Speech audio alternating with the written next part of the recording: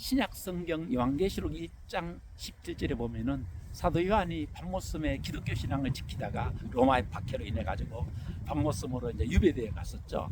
그 유배된 밤모섬에서 환상 중에 예수 그리스도의 그 부활하신 천상에 계신 예수 그리스도의 모습을 보는 장면이 나옵니다. 그 부분에서 사도 요한은 죽은 자처럼 되었다는 기록이 바로 요한계시록 1장 17절의 내용입니다. 우리가 성경을 그리스도인들이 읽을 때 또한 연구할 때 본문의 문자적인 의미를 이해하는 것도 중요하지만 그보다 더 중요한 것은 왜 하나님이 본문에 어떤 특정한 본문을 기록하셔가 성경에 기록하셔가지고 오고 오는 모든 세대의 그리스도인들에게 읽게 하셨는가 하는 이 부분을 아는 것이 더욱더 중요합니다. 이 부분을 알게 될 적에 본문의 문자적인 의미도 더 정확히 알게 될 것입니다.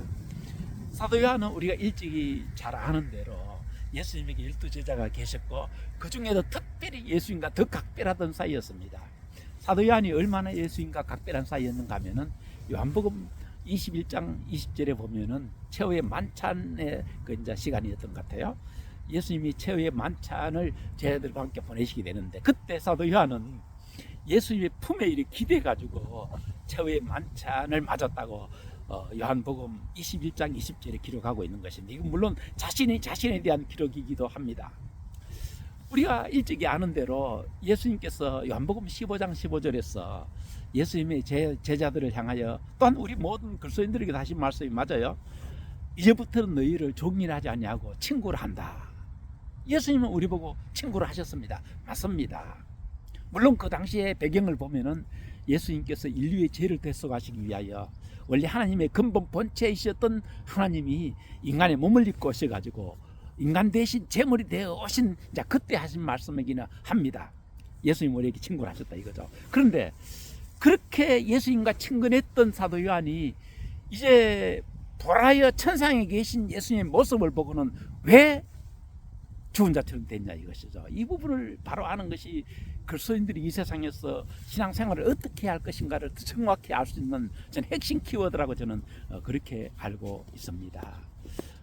우리 주님이 인간의 죄된 인간의 몸을 입고 속죄 제물이 되어가 이 세상에 오셨을 때는 얼핏 보기에는 우리 보통 사람과 거의 같아요. 그렇기 때문에 아마 최후의 만찬석상에서도 사도 요한이 아주 친한 형님처럼 이렇게 예수의 품에 기대가지고 그렇게 하셨던 것 같습니다. 사도 요한은 일반적으로 주님에 대해서 그런 정도의 마음을 가지고 있었습니다. 그런데 이제 밤모섬에서 부활하여 계신 주님을 성령의 감동으로 천상에 계신 그 주님의 하나님의 근본 본체 되시던 거룩하신 주님을 보는 순간 자기가 예수님의 공생의 사역 당시에 보고 지냈던 알았던 그 예수님과 전혀 다른 차원의 분이신 것을 알게 됐던 것입니다.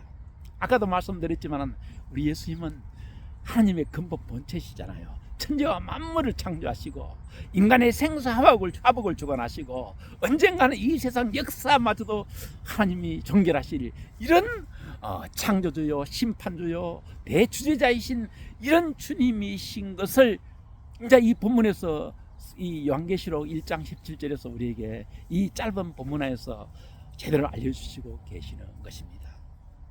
사도 요한은 믿음으로 살던 사람이었습니다. 믿음을 지키기 위해 가지고 바른 신앙을 지키다가 밤모섬까지 유배해 왔던 사람이거든요. 세속되게 살았다든가 뭐 가책된 잘못되게 살았던 그런 사람이 아닙니다. 그럼에도 불구하고 부활하여 천상에 계신 하나님 본래의 그 모습으로 계신 예수님의 그 본모습을 보는 순간 너무나 육체를 가진 인간으로서는 감당할 수 없는 그런 어떤 절대적인 경외감에 의해 가지고 죽은 자처럼 되었던 것입니다. 우리가 빛을 좋아하지만은 하늘의 강렬한 태양빛을 선글라스 없이 그냥 바로 쳐다볼 수 없지 않습니까? 이와 똑같습니다. 인간이 아무리 거룩한들, 인간이 아무리 바른 신앙을 지켰다 한들 정말 인간의 폐부를 찔러보시고 인간의 모든 것을 다 안과 밖을 다 하시고 온 세상을 정말 그 빛 앞에 감춘 것이 없이 드러나는 그 불꽃 같으신 눈을 가지신 주님의 그 본모습 앞에 자신이 적나라하게 있다는 것을 알게 될 적에 정말 그 하나님의 그 거룩하심, 그 의미하심, 그 모습을 아는 순간 인간으로서는 감당할 수가 없는 것이죠. 성경에서 이런 기록을 기록에 남기신 이유는 이 세상에 정말 바른 믿음을 가진 그리스도인들은 지금도 그 불꽃 같으신 그 주님의 눈앞에 있다. 한 점 숨길 수 없는 그 주님의 불꽃 같으신 눈앞에 살아가는 그리스도인들이 어떠한 믿음으로 살아야 할 것인가를 우리에게 알려주고 있는 것입니다. 우리가 성경에 어떤 경우에는 양면적인 면을 봅니다. 어떤 성경 보면 믿기만 하면 구원받는다, 별 조건이 없는 것 같아요. 그런데 히브리 12장 14절 같은 성경에 보면요, 모든 사람으로 더불어 화평함과 거룩함을 쫓으라. 이것이 없이는 아무도 주를 보지 못하리라.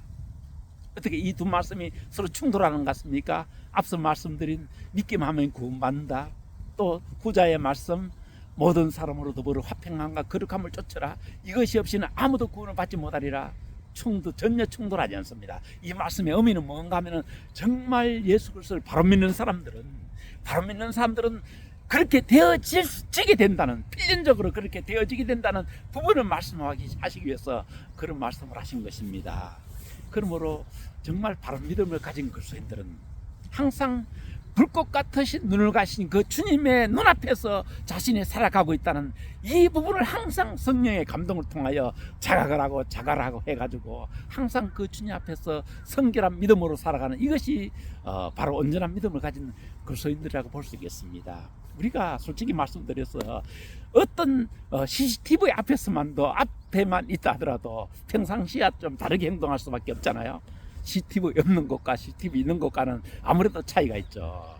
하물며 거룩하신 주님, 온 천지 만물을 지으신 창조주 우리 하나님, 우리 예수 그리스도, 불꽃 같으신 눈을 가진 그 주님의 눈길은 CCTV보다는 비교할 수 없을 정도의 그런 주님 아니십니까? 이런 부분을 제대로 안다면 그리스도인들이 세상에서 그렇게 그리스도인답지 못한 은행, 그리스도인답지 못한 삶을 도저히 살아갈 수가 없는 것입니다. 예로부터 그리스도인들 가운데 말이죠, 하나님 앞에 성결하게 살기 위해 가지고 수고생활했다고 많은 애를 썼습니다. 그러나 그 연탄을 아무리 물로 씻어도 희게 될 수 없잖아요. 이처럼 근본적으로 아담의 죄의 피를 이어받은 아담의 후손들은 인간이 성결하려고 노력한다고 성결되지 않습니다. 단번에 성결되어질 수 있는 길이 있습니다. 그게 뭐냐면은, 인간의 노력으로 성결해질 수 없지만은 지금 이 순간도 거룩하신 창조주 하나님, 불꽃 같으신 눈을 가신 예수 그리스도의 그 눈앞에 내가 지금도 살고 있다는 이 부분이 성령의 감동을 통하여 나를 일깨워진다면요, 내가 어제까지 어떤 당자적인 그런 삶을 살았더라도 그 순간 성자로 변화될 수밖에 없는 것입니다. 그러므로 근본적으로 인간의 성화는 인간의 노력으로 되어지는 것이 아니라 성령의 감동을 통하여 나를 하나님의 예수님의 그 눈앞에, 정말한 그 눈앞에 내가 살고 있다는 이 부분을 성령의 감동을 통하여 일깨워 주실 때 비로소 가능한 것입니다. 저는 이 시대의 많은 그리스도인들을 보면서는 하나님께 감사하면서도 일부분은 그 그리스도인들이 정말 저분이 하나님의 눈앞에 살고 있는가, 정말 하나님의 눈앞에 살고 있다면 저런 은행이 가능할 것인가, 이런 부분들을 생각하면서 다시 한번 이 시대의 모든 그리스도인들이 하나님의 눈앞에서 살아간다는 자기 자신을 재발견할 수 있는 이런 부분을 깨달았으면 하는 이런 아쉬움을 가져보곤 합니다. 그래서 오늘 요한계시록 1장 17절의 말씀을 통해서 예수님과 그렇게 격이 없던 사도 요한마저도 천상에 계신 예수님을 보는 순간 그처럼 두려워 떨 정도로 그렇게 걸어가신 주님의 눈앞에 있는 자신을 알았다면, 하물며 사도 요한보다 우리는 더 믿음도 부족하잖아요.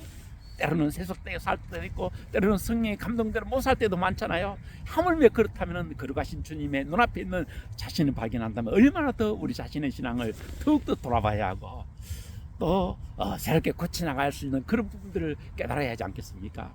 오늘 그래서 이런 사도 요한이 주님의 눈앞에서 죽은 자 같이 되었다는 말씀을 통해서 다시 한번 저와 여러분들의 신앙의 경성을 깨어 일어나기를 한번 기대하면서 이런 말씀을 전해드려 봤습니다. 우리 주님의 은혜와 축복이 함께 계시기를 기원합니다. 감사합니다.